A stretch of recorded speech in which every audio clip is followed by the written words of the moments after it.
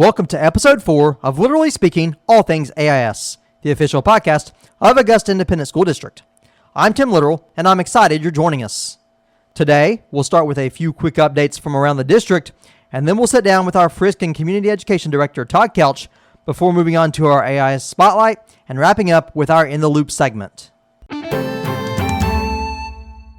We'll begin with AISD Headlines, a segment to share important district news and celebrate accomplishments. Augusta Independent School has begun offering tutoring sessions every Tuesday and Thursday from 3 to 4 o'clock in Mrs. Hoot's classroom. Tutoring is available for middle school and high school students in all of the core subject areas. Augusta Independent Schools is pleased to announce our intent to apply for a 2026 21st Century Community Learning Center grant. This grant would support the development of the Panther Paws after-school program, providing academic support, artistic and cultural enrichment opportunities for students in grades kindergarten through 6th. We value the continued support of our families, staff, and community partners as we work to expand opportunities that help every child reach their full potential. Mark your calendars for homecoming, which is earlier than normal this year. It will be held on December 6th in conjunction with the Homeboys basketball game against St. Pat. There will be 7th and 8th grade basketball games beginning at 2 o'clock. The homecoming ceremony will be at the conclusion of the 8th grade game at approximately 3:30, with the varsity game against St. Pat scheduled to begin at 4 o'clock. Finally, the Augusta Athletic Department has hired Braden Appleman as the new tennis coach. He is a 2023 Augusta graduate and played varsity tennis for 5 years for the Panthers. Coach Appleman was a multi-sport athlete for Augusta, having been a part of both the track and field and boys basketball teams.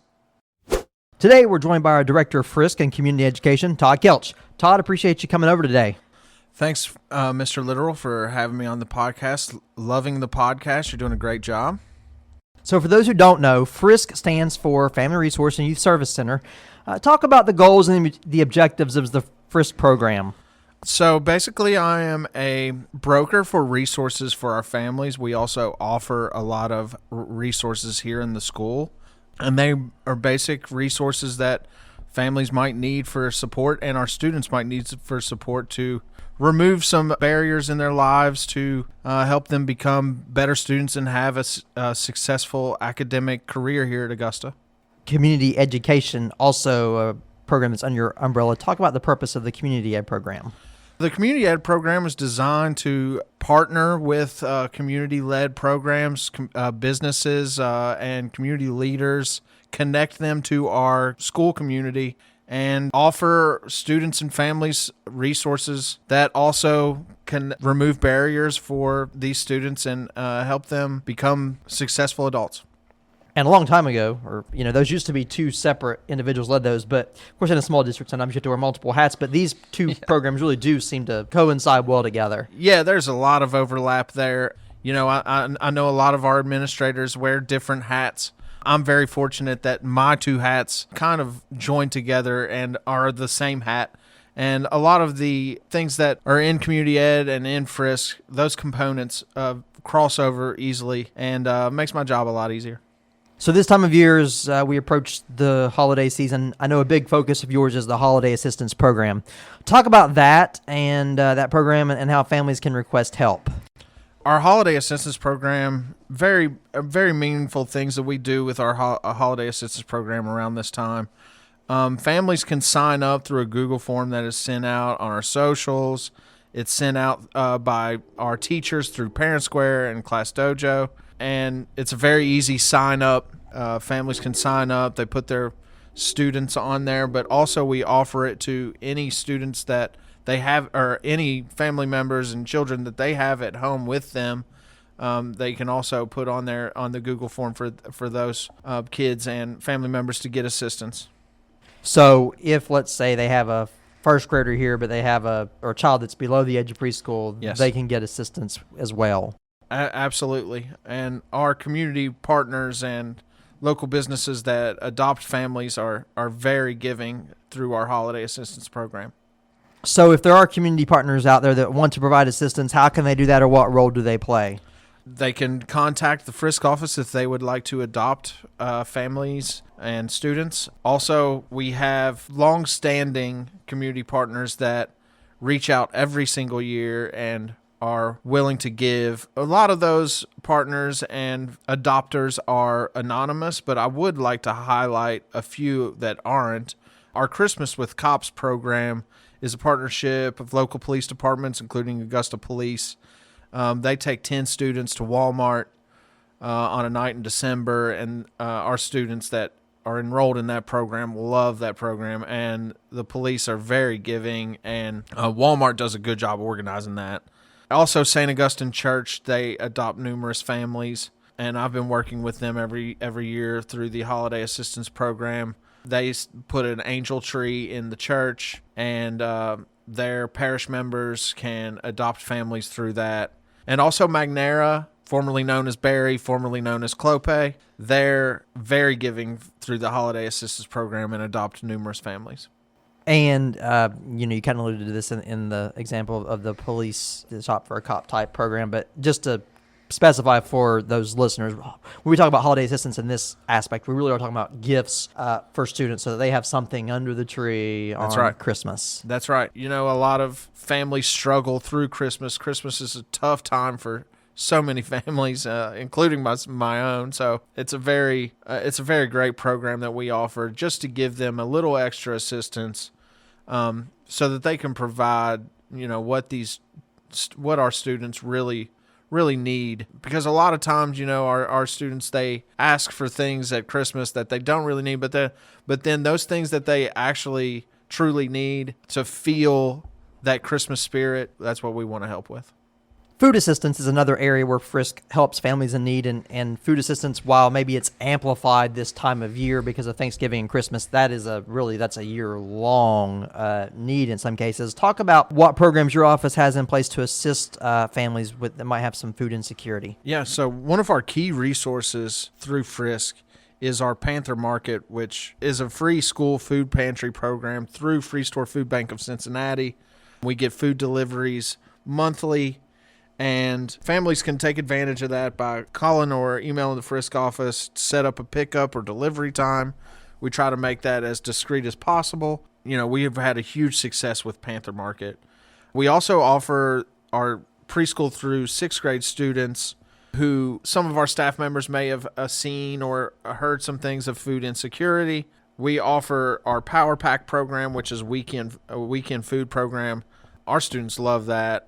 Students who have not shown any sign of food insecurity sometimes will request to be on that, and Free Store Food Bank is very giving with those Power Packs, so we're able to offer that to a lot of students.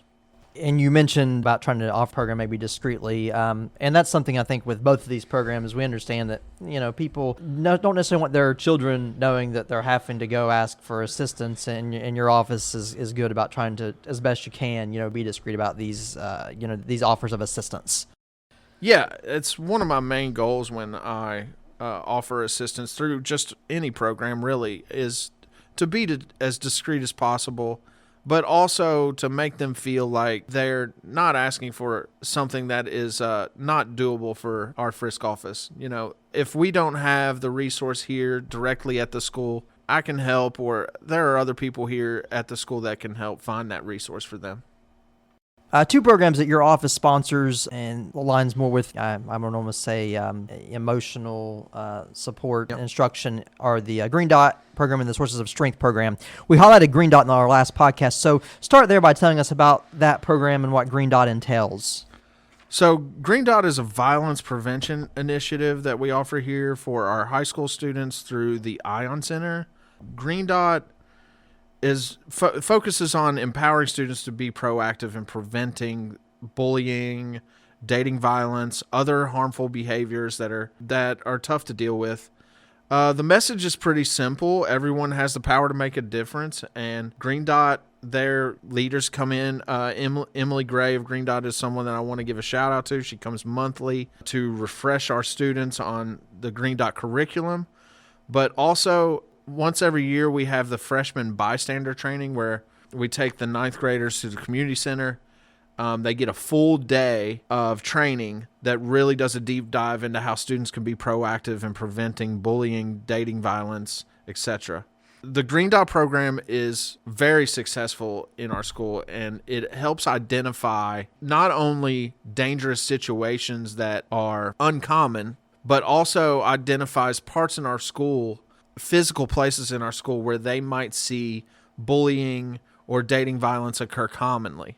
So it helps identify those places, and we as a staff can target those places, make those places feel more welcoming to our students and more safe.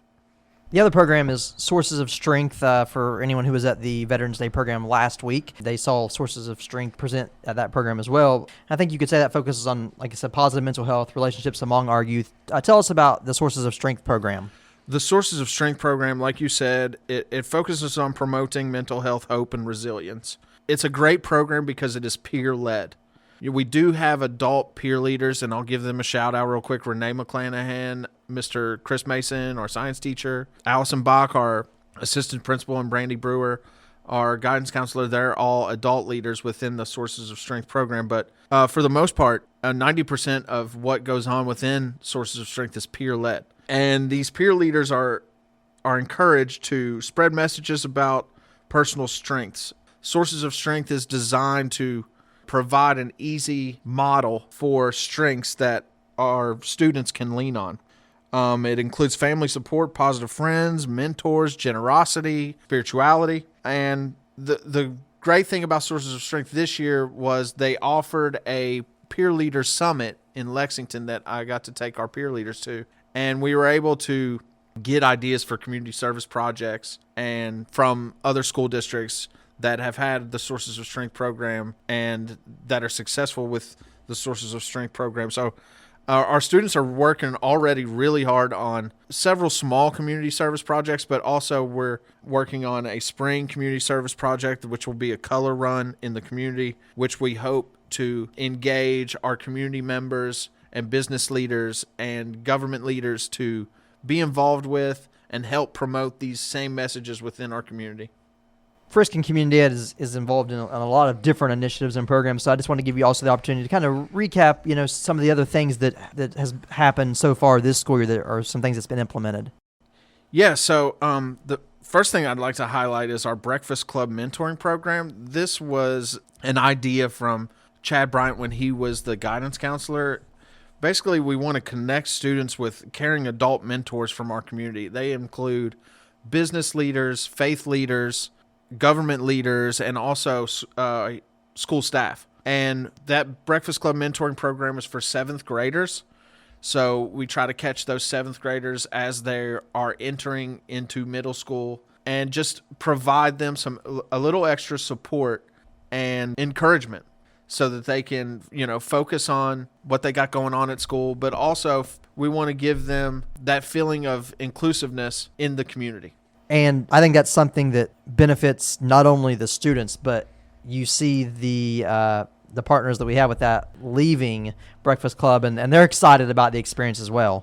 Yeah, for sure. Our mentors, they have an amazing experience with Breakfast Club, and I think it also encourages them and inspires them after they leave and for days after. So, we've asked a multitude of different people to be mentors, and they've all had great experiences with the Breakfast Club mentoring program. The next program that I'd like to highlight is our STOP program. It is through the Regional Prevention Center. We have students that volunteer to be in the STOP program. STOP stands for Stand Together on Prevention. These are high school students, and it focuses on healthy relationships and making positive choices. The Escape the Vape escape room that we do at the Fall Festival, that is put on by our STOP students.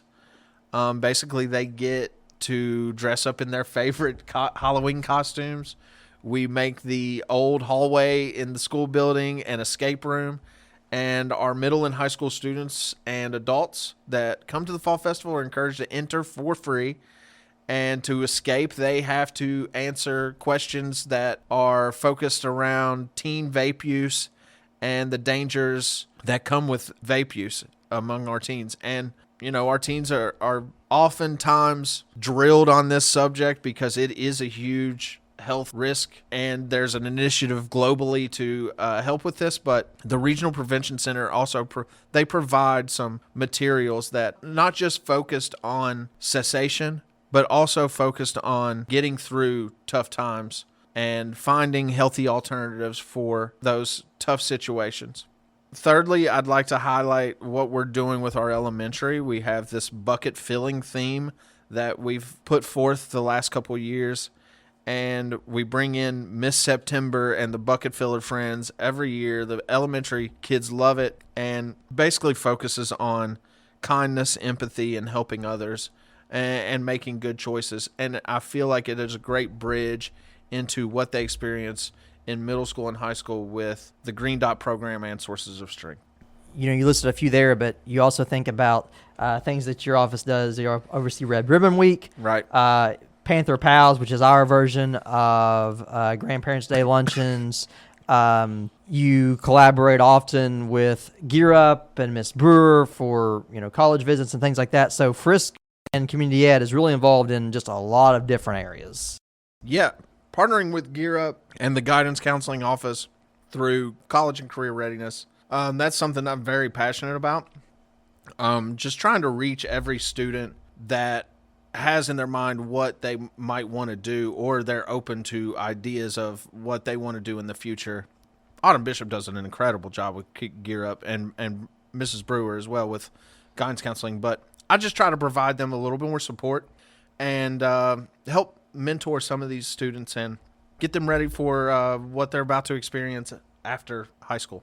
Well, Todd, we appreciate you joining us. We appreciate everything that Frisk and Community Ed does. Obviously, it's an important part of the school district, I think, as a whole. I mean, obviously, academics are really important, but you also talk about experiences, and that's a lot of times what students remember after they leave high school. And I think Frisk and Community Ed helps provide a lot of experiences that not only will assist them now in the future, but they look back on with positive memories. So appreciate everything that you and your office does. Thank you, Tim. Thanks for having me. Now it's time for our AIS Spotlight. Today, we're discussing our Superintendent Student Advisory Council. The SSAC empowers students to develop essential leadership skills through hands-on experience in collaborative decision-making, public speaking, and strategic planning. Throughout the year, members engage in meaningful service learning projects that allow them to build their leadership skills while making tangible contributions to their school community. These service initiatives not only address real needs within the district, but also help students cultivate work ethic skills, project management abilities, and a deeper understanding of civic responsibility. By combining advisory responsibilities with active service learning, the council creates opportunities for students to grow as leaders and make a positive impact on the school community. Before we wrap up, it's time to keep you in the loop. Thanksgiving break is next week, November 26th through the 28th. The Winter Band Concert is December 4th at 6 o'clock in the gymnasium. The concert is free and open to the public. Senior Picture Day is also December 4th. That's it for today. We appreciate Todd Kelch for joining us. New episodes drop on the first and third Friday of each month, so we'll be back on December 5th with episode 5. Be sure to subscribe on Spotify or Apple Podcasts. I'm Tim Literal, and this has been Literally Speaking, all things AIS. Until next time, stay connected, stay learning, and stay Panther proud.